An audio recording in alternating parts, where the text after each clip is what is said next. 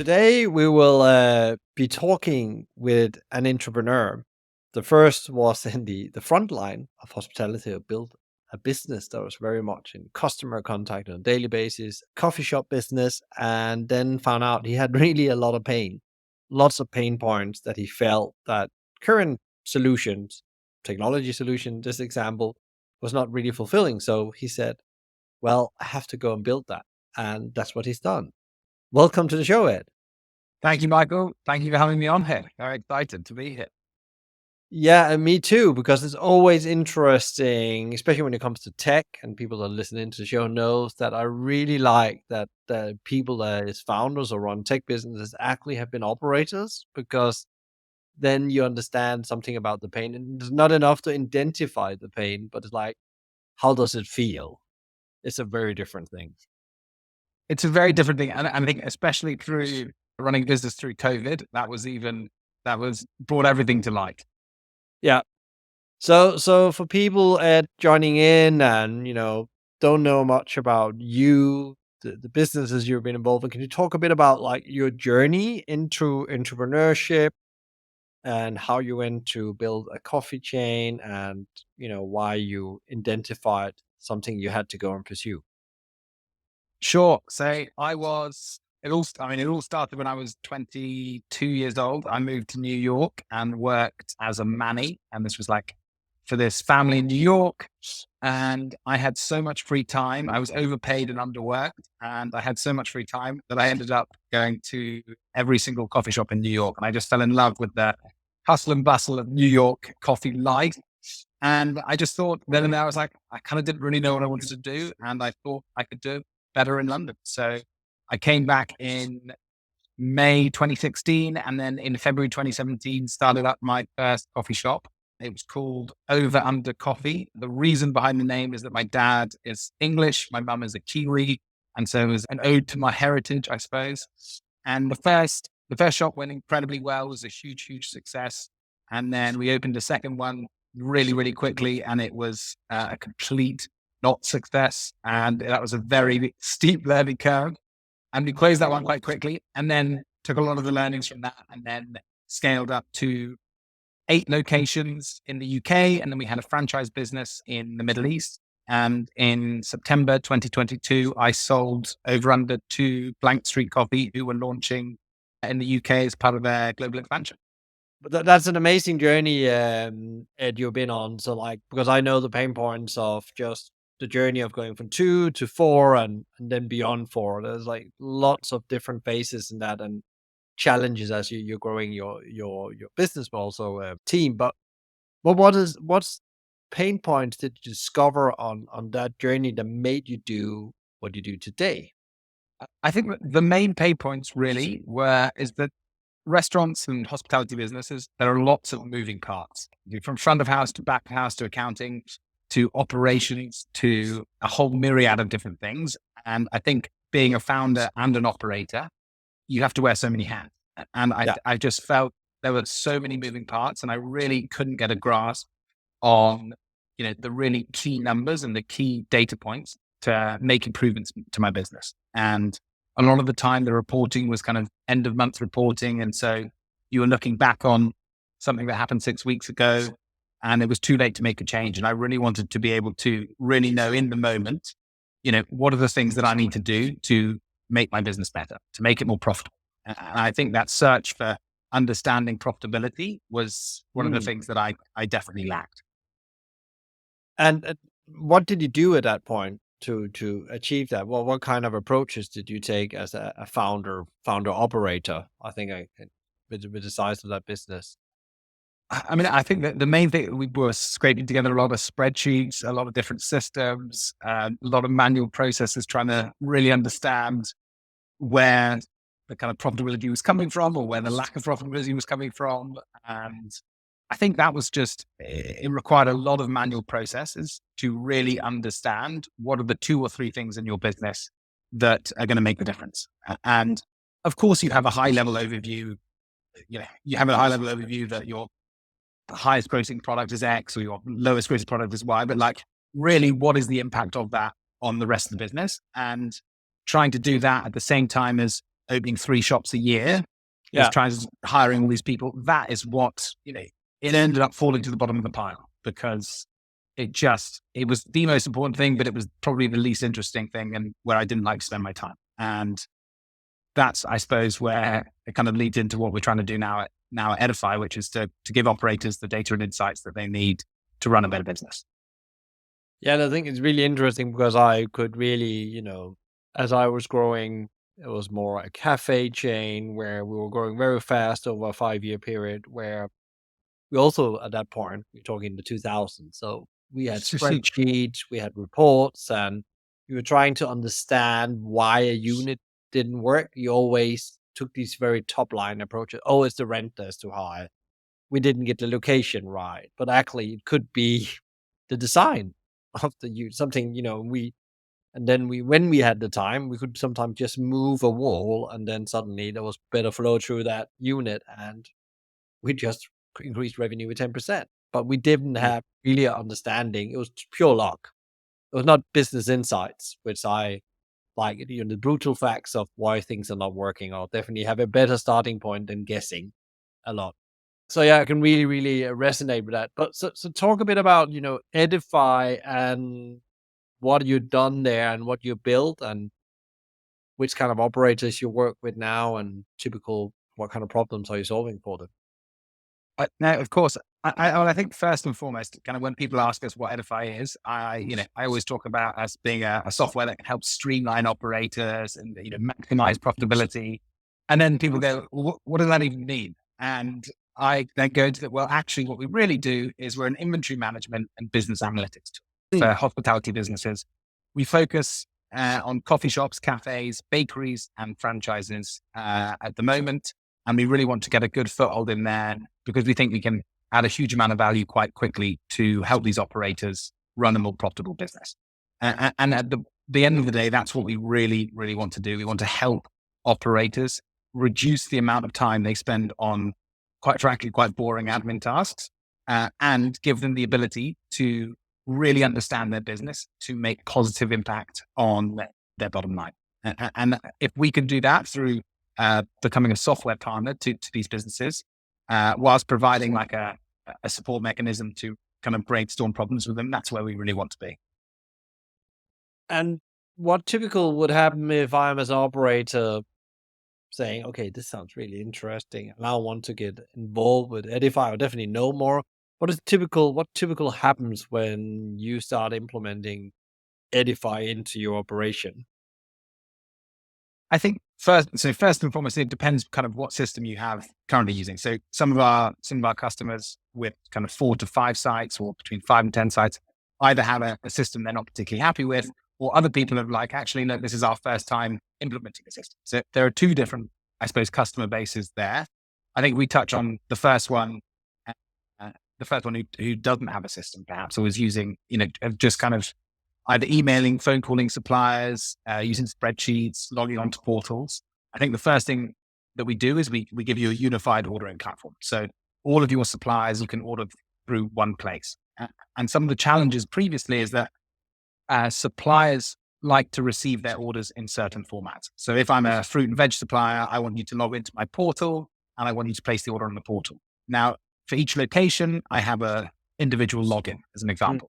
And I might have 12 suppliers. So if I've got 5 locations with 12 suppliers, each with different login, it becomes very complicated and there's no visibility of what's coming in and out. So what we've done from a software perspective is that we can take all of that data and just give you one platform. So if you order from, Joe's Fruit and Veg or your coffee supplier or your milk supplier, it all comes into one platform. And then we pass that information to the supplier in whichever format they would like to receive it.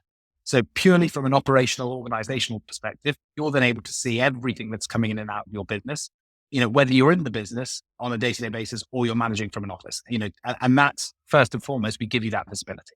I think secondly, in terms of if we were coming in from a customer perspective and you've already got a system, the chances are if you're talking to us, you're probably not particularly happy with the system. And what we've seen from a lot of other operators that are coming on board with us is that basically it's the support side, hospitality software support can be challenging at times for operators. a lot of businesses in hospitality, their busiest times, Thursday, Friday, Saturday, Sunday. And the 9 to 5 traditional customer support is not functioning well for hospitality operators. And I think for us, we have 18-hour a day support, 7 days a week. And that's where we really feel that we can add value from a support perspective. And, we know the industry really, really well in all aspects. And I think any founder or operator who's listening to this, who understands that, is that there's like a myriad of operational complexities. And, I know I keep talking about this, but you are wearing so many hats at once. You've got to be HR, you've got to be operations, you've got to be the barista, you've got to be the dishwasher, and you've also got to be the finance person. And the myriad of operational complexity that goes on is basically what we're trying to solve and give. We don't want you searching for data. We don't want you spending time pulling things out and not know when they are. We want to be able to give that to you front and center. What is like the typical, gains people get as they use Edify? Because what is it that they see on the bottom line? We're talking about profitability, besides, save time, organization, you just have to click in one place. Love that. One click. So that's great. But what typical happens then when they start using the system, and what kind of profitability gains can they expect? I think so. It varies on customer to customer, but from what we've seen from one of our average customers, which are between 5 and 12 locations, what we've seen on a per location basis is that we are able to increase bottom line profitability by between 40 and 70%. So it's almost a doubling in bottom line profitability. And the way that we focus on is we basically focus on 3 key numbers, which are your sales, your cost of sales, and your staff costs. And those are the 3 numbers that your frontline managers can control. And that's what a lot of businesses KPI their team on is your sales, cost of sales, your staff cost. Those are the 3 things that your general manager can control. And if you have visibility of every single number on a day-to-day basis, and then you get the insights from Edify on how to impact those numbers to drive bottom line growth, that's where we see us being incredibly, incredibly valuable. We then also are able to pull in the customer experience side, so integrations with Google My Business or TripAdvisor, to then give them an amazing customer experience KPI. So actually, a lot of the time, kind of feedback from customers often get lost or get sent to head office. We can pull that in so GM gets that on a day-to-day basis. And again, if your customer experience is amazing, it helps drive top line, which then helps drive all the other 2 variable cost figures of your staff costs and COGS. That's really interesting, because what you're talking about here is actually giving the GM the tool. It's not about just serving the head office. It's about getting them a tool so they actually can drive the numbers they're measured on, because these numbers were also the numbers I was measured on. But often when I was a GM, the gray hair talks, there came a report 4 weeks after, and then you looked at it. So, Yeah. that's too late, and I created my own systems to be on top of my, especially labor costs. Yeah. And Mike, I think that the other thing that you've got to realize is that, or we all have to realize, is that you've got so many different people that are going to be using any type of software. And you have to, the decision maker who's making the software is not necessarily going to be the person using the software every day. And it's being able to understand the different nuances within Edify. I need to make it super user friendly for the person placing the orders, who's maybe the barista or the chef. I need to make the data really, really accurate. And we need to be able to show how we're getting that data. So if the GM doesn't believe it, they can track where the data comes from. And if the data is not believed, people stop using the software, which means it becomes redundant anyway, and it's not useful. And so we need to show really, really clearly, this data is very, very true and correct, and here is why. And the people who are going to implement the system, the decision maker, the owner, the operator, they want to get the results, but they're not going to be using it every single day. And so you've got those 3 different types of people we're selling to within an organization that we need to make sure it works for. Yeah, but I think it's really interesting we're talking about here the people that use it on a daily basis. Often they're the last one to be to ask. That's my experience with implementing technology, both in corporate and small organization. Their needs are less taking into account and how they actually the format they want it in. And actually the single, as you said, really interesting conversation. I probably can't count on my hands how many times I've had this. Is that number actually is that the correct number? Is that Yeah, my exactly. labor? Yes, that is your labor. And you have spent X amount too much, or you've understaffed, which sometime in my view is worse than because that means we lost out on sales probably, which is you don't gonna get that again and have grumpy customers. But how do you then ensure that actually people trust that? Because like getting the front line to trust the numbers, there's always this skepticism. It's just office that's doing these numbers. They're manipulating with them. This is not really how we are performing. We're really good. And I think that's the key difference for us is the alerts piece. So Yeah. a lot of software that I have used previously as an operator, it's like, hey, here's the software, here's what you need to do. And when you get to the end of the week and your data's wrong, well, you've used the system wrong. Mm, And typically the systems, they're quite complicated systems, and we're not like inventory management behind the scenes is quite tricky and is, quite cumbersome when it requires a lot of manual input. And so I think the way that we set ourselves out compared to lots of other operators is the support and the alert side. So a small example, it's just a small example of this are alerts around order cutoffs. So like if I need to place my milk order as an example by 4 p.m., for next day delivery, we are able to then send, multiple text alerts, WhatsApp alerts, email alerts if you want them to keep the team reminded. So we almost act as like a digital ops manager to support the operations team to execute the basic tasks kind of day to day. that's really interesting because I was just thinking back as one of my conundrums as an ops manager. My first ops manager role was that actually I was just calling, especially on a Friday afternoon, have you put in the order, or Thursday afternoon, have you put the order in for the weekend? Because I've been there too many times driving around, Yeah. picking up from supermarkets. People are listening in, probably have been on that journey.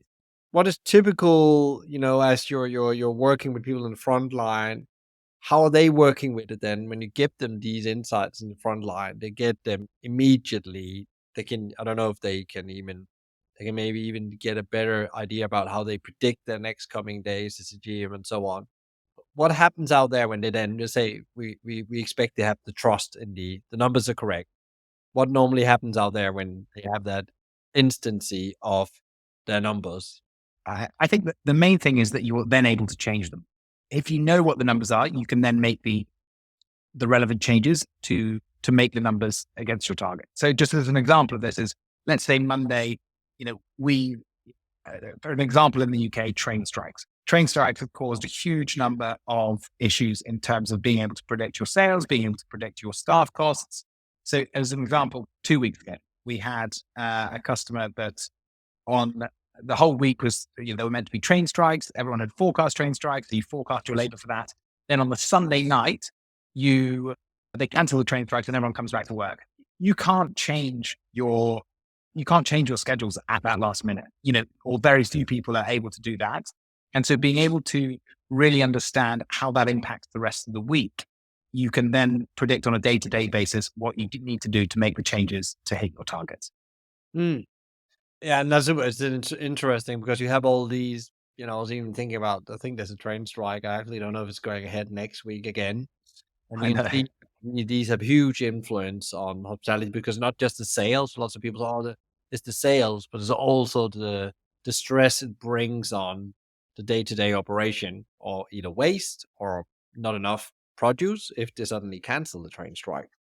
And then you can't also not sell. It's not just a staffing issue. There's so many issues around it. I guess also what it helps with is also better understand what you can do next time when you've been through a week like that. I guess that's really the business insights, like really in details what it meant and how can we actually, as they announce these things, how can we actually maybe have people on standby and pay them a waiting fee, Ex- whatever. Exactly. And I think there's a huge amount of automation in terms of, how do we look at planning our labor? How do we look at planning our sales? How do we and if you can accurately plan your sales, you can accurately plan every other aspect of your business, and the Mm, two biggest variable costs in hospitality are your staff costs and your cost of goods sold. And I know it's like those are two like big chunks of hospitality business cost base, but those are the two things that you can control. But you can only control them really accurately if you can control and predict your top line sales. And top line sales tend to solve a lot of the variable cost problems. The greater your sales, the more flexibility you have with your COGS and your staff costs. So number one is how do we drive top line sales? And then two, how do we then control the two variable costs really accurately and reliably and on a daily basis? yeah, and I think it's really interesting. Lots of people always talk about how can we get more people in the doors, which is really important. There's no doubt about it. There's a marketing element, but also how do you manage your capacity? That's what you're talking about. When you then get the sale, how can you turn it up and down quickly? Yeah. And your beautiful job as the ops person is to manage that need of the consumers that want to buy it. You can fulfill that with food and staff, as you say. What about you know, so you say these people, they buy into it, they trust it more because one of the things I felt was very different from when I progressed up through the system was having these, when I got to this point where I was responsible not just for my own P&L, I was responsible for 50 other restaurant managers, P&Ls, and having these conversation about money and numbers was often a challenge because you surprised them what they hadn't dived into themselves, even though they had the data. Do you see the communication between these roles gets easier when people use the tool and have, daily understanding about where they are? 100%. And I think that the communication piece dives a lot deeper because you've got the data, because you know what's going on. You can actually talk about the meaningful things, and it's not like, hey, well, where does this order go on, or what's gone here, or where's this invoice? All that stuff is within the system, and we can automate a lot of the kind of manual part of inventory management, and that enables deep conversations to have to really dive in and help managers or help your team better understand the numbers to drive better results and get a happier team out of the whole kind of network, I suppose. Yeah. Have you heard anyone coming back and saying that actually now when we talk about the numbers, we just move very quickly past that. It's much more fluent now. We don't need to have this. I almost call them I can remember when I was a GM myself, like you get interrogated on your numbers in a way. But when there's transparency, we just talk what I've experienced myself, when there's really good alignment and transparency in number, you just talk about how can we actually move on? How can we here, we want to go there, and how we're gonna do that. You definitely enables you to take a more strategic view on how to make the change within the business. And it's not just about top line revenue. It's about all the other aspects of being hospitality. Are our team happy? Are our customers happy? Have we got a great way to bring people up throughout the organization? If you're focusing too much on, I don't think this number is correct, or I don't think that number is correct, or I don't believe that number, you're focusing on things that really don't make a big change in the business. And I think implementing a really solid software like Edify enables you to focus on the bigger picture. We want to take care of the granularity of the data processing of where orders are going, where invoices are going, how your stock looks, what your stock variants look like. We want to be able to give you that data really reliably and accurately at the touch of a button, so that the team can focus on actually making a much bigger impact, both for their teams and also the customer and their own business. And that's where we think we can add a lot of value. If I just take on my skeptical hat and say, so how do you then make sure that the data you get in, because I guess that the inventory data lies with you, you can really easily pull that off. But how do you integrate with sales and the whole workforce management piece? What's a typical the way you do that? I mean, for us, it requires integration partners. So we have a lot of integration partners with point of sale providers, with rota management software, and we don't do point of sale, we don't do rota management. We want to be the connected partner, and I think that's really important. Is that we want to be trusted and connected to these other systems to be able to give the data and insights that people need. And, I think how people trust the data is that we give them prompts and alerts for when they need to make actions or changes, as an example, for like an approving of a shift. Like, we can only take accurate labor data if the data in the rota management software is accurate. So how do we do that? It's reminders, it's alerts to tell the team to actually, hey, look, you need to close your shift, or this shift needs to be closed, or this is what you need to do next.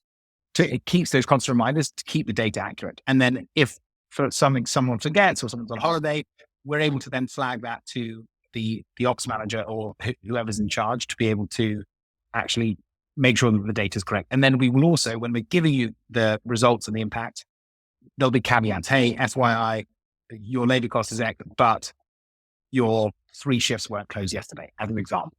I guess also the suggestion you are giving in the system, are they generated on their data, or is they generated on patterns you see in general, saying if your labor cost is that high, have you then checked if you have too many shoulder hours on, or whatever it can be?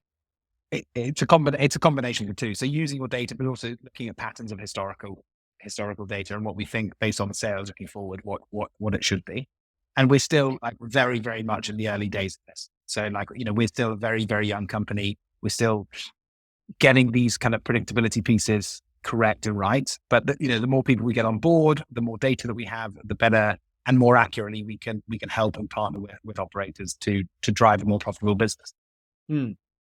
What is, in your view, lots have changed in hospitality since you exited the coffee business a lot.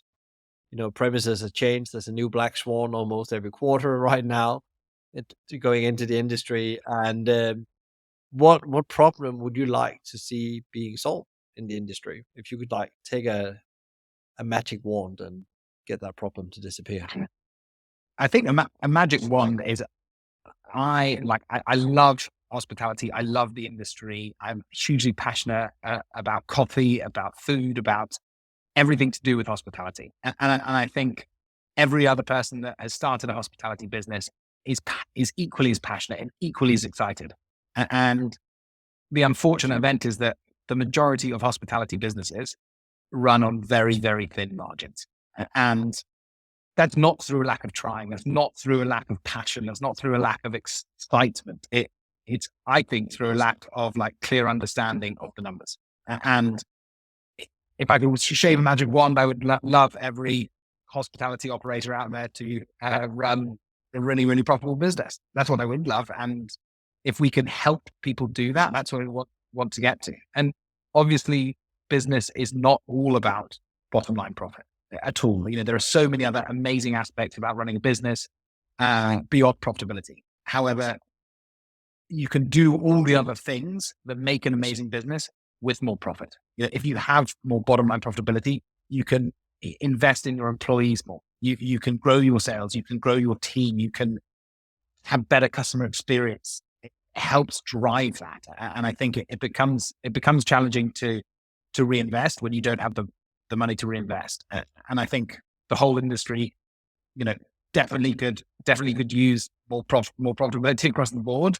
And I would love to be able to help operators do that. And if that's partnering with us or if that's us recommending someone else, like that's what I want to do. I'm passionate about helping operators streamline their business because I have been there and lived these problems for like 5 or 6 years.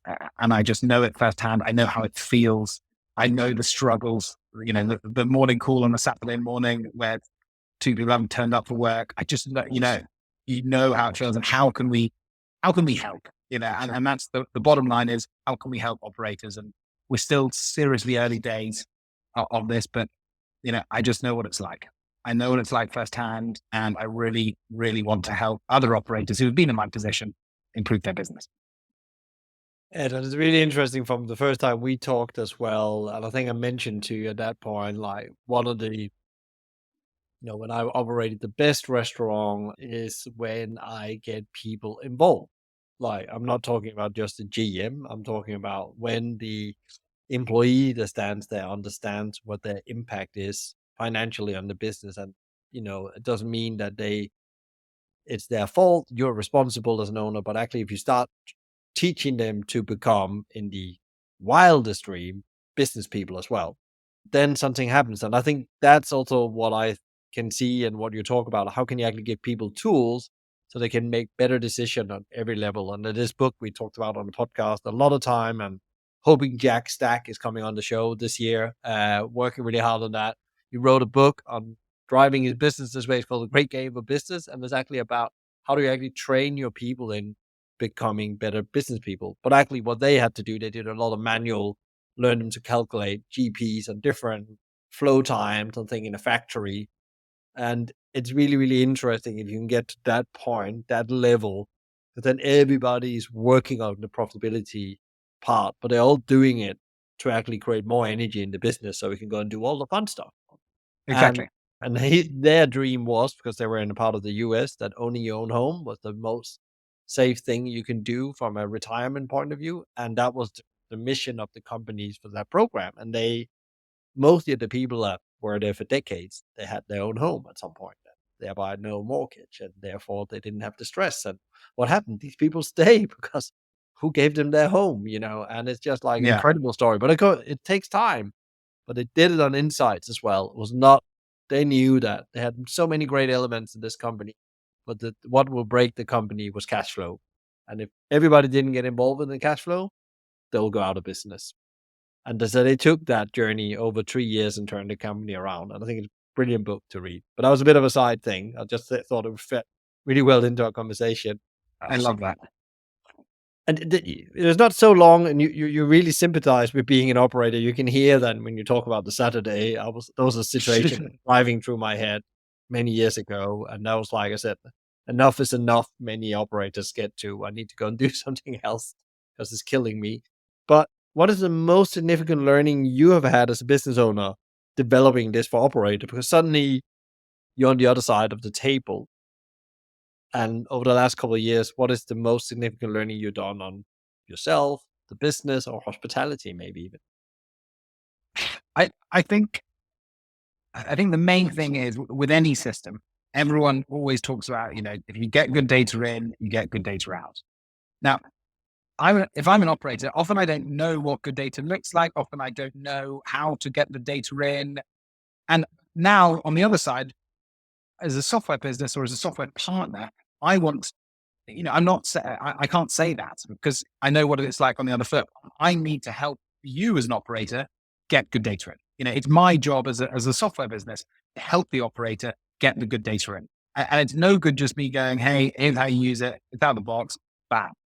I need to encourage you through, through automations, through support, through all these other bits and pieces to really help the operator get the good data in. And, we're still in this early day, and it still requires some manual input.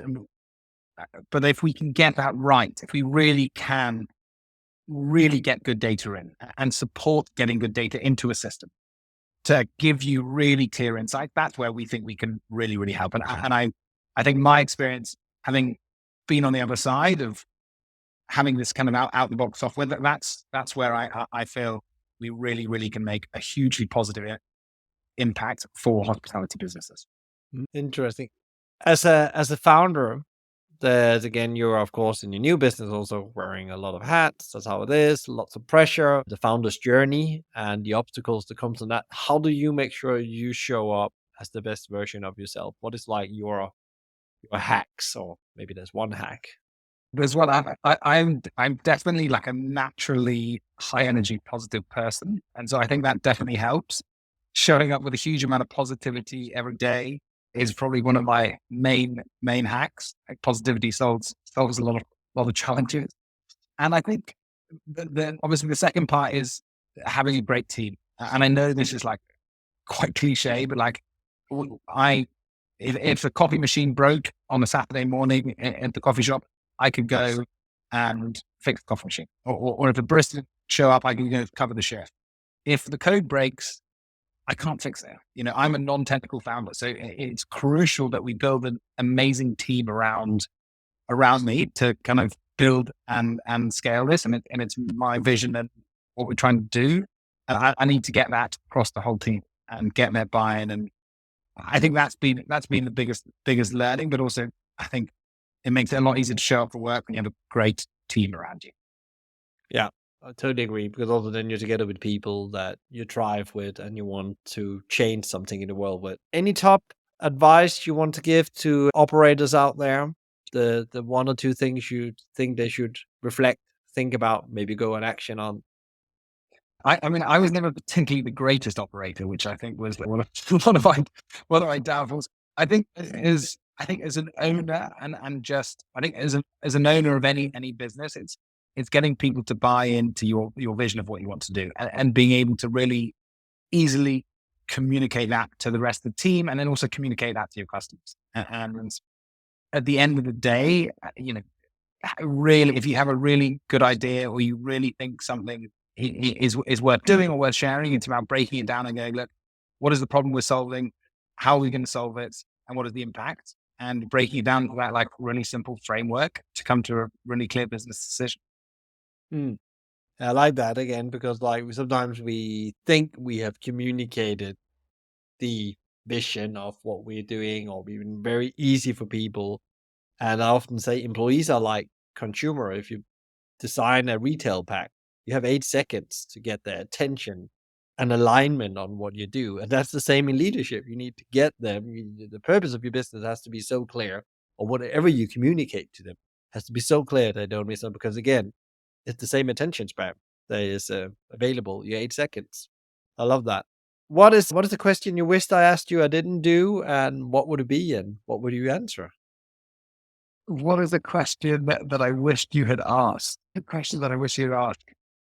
God, this is a tough. I thought I would have thought about this beforehand. I wish you had asked, uh, uh, what does the journey look like for Edify? I think this year is a big year for us.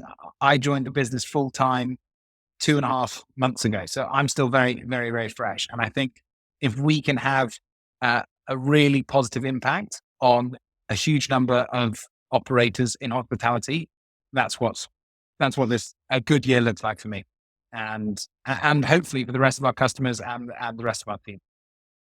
Where can people find out more about Edify? Connect with you? Where are the best places to go? The best places to go, most likely LinkedIn. So Ed Barry on LinkedIn, and on our website, edifysystems.io. Great. Thank you for joining the Hospitality Maverick podcast show. I send you and the team power and energy to make the industry more profitable. Amazing, Mike. Thanks so much for your time.